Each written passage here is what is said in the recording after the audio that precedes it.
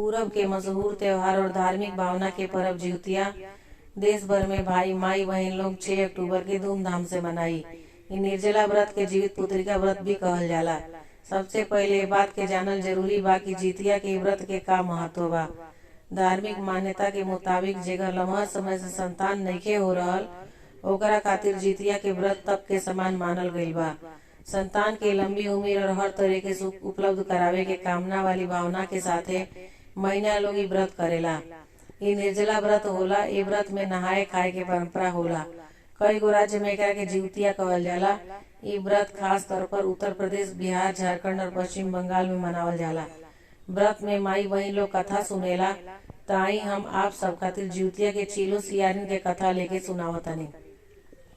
धार्मिक मान्यता के हिसाब से जितिया व्रत के कथा बड़ा रोचक बा। मान्यता अनुसार एगो नगर में कोनो वीरान जगह पर एगो पीपर के पेड़ रहे। ए पेड़ पर एगो चीलो और नीचे एगो सियारिन रहत रहली। एक बार कुछ महिला के पूजा करत देख के दोनों लोग जिउतिया के व्रत करे के सोचली और जिउतिया के व्रत कैली। व्रत के दिन ही नगर में एगो इंसान के मृत्यु हो गई। ओकर शव पीपल के पेड़ के स्थान पर ही ले आवल गई।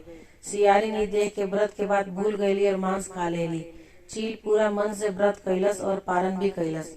व्रत के प्रभाव में दोनों के अगला जन्म अहिरावती व कपूरावती के रूप में भइल, जहाँ चील स्त्री के रूप में राज्य के रानी बनली और सियारिन छोटी बहन कपूरावती वही राजा के छोटे भाई के पत्नी बनली। चील 7 लइकन के जन्म देला, जबकि कपूरावती के सारा लइका जन्म लेते के साथ मर जात रहे। ये बात से अवसाद में आके एक दिन कपूरावती 7 लइकन के माथा कटवा देली और घड़ा में बंद करके अपना बहन के भेज देली।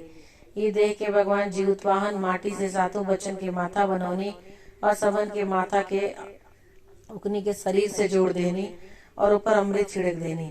अगले ही पल उकनी में जान आ गई। 7 बच्चा जिंदा हो गई और घर लौट गए। जब बहुत देर तक ओकरा संतान के मृत्यु में विलाप के स्वर ना सुनाई देलस, तब कपूरावती खुद बड़की बहन के घर गईली। वहाँ सबन के जिंदा देख के ओकरा अपनी करनी के पछतावा होखे लगल। वो अपना बहन के पूरा बात बतौली। अब ओकरा अपना गलती पर पछतावा होत रहे। भगवान जीउतवाहन के कृपा से अहिरावती के पूर्व जन्म के बात याद आ गई। वो कपूरावती के लेके वही पीपर के पेड़ के लगे गईली और ओकरा से सब बात बतौली। कपूरावती के हुए हताश से मौत हो गई। जब राजा के ये खबर मिलल तो वही जगह जाके पीपर के पेड़ के नीचे कपूरावती के दाह संस्कार भइल। एक और कथा सुनाओ तनी। जितिया के गंधर्व राजकुमार जिमुतवाहन के पिता दयालु और धर्मात्मा रहले।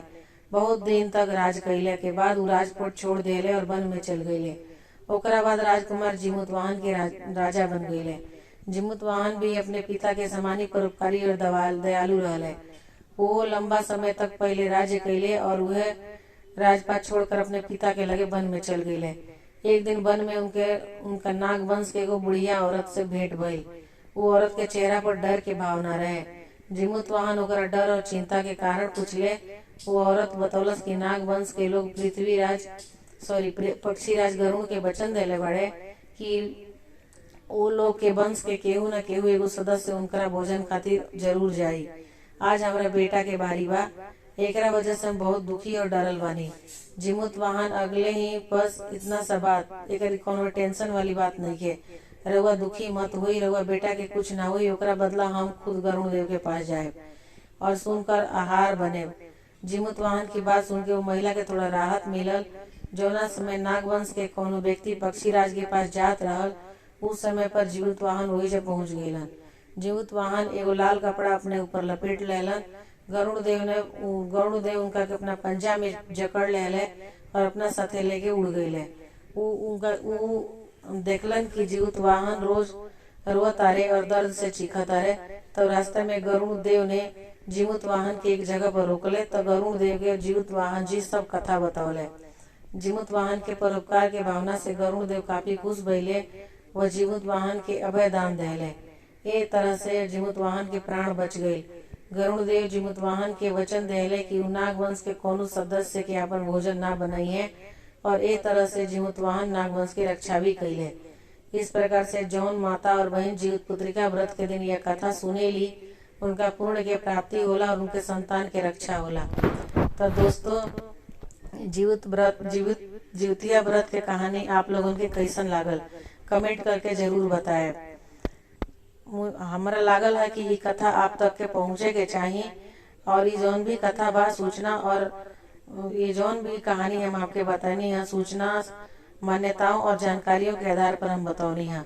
अगर अगर आपके हमारा दी हुई कथा और दी हुई जानकारी अच्छा लागल है तो जरूर हमारा चैनल के सब्सक्राइब करे लोग और बेल आइकन जरूर दबा दे लोग, ताकि जब भी हम कोनो वीडियो डाले आप सबके पास नोटिफिकेशन जाई और आप हमार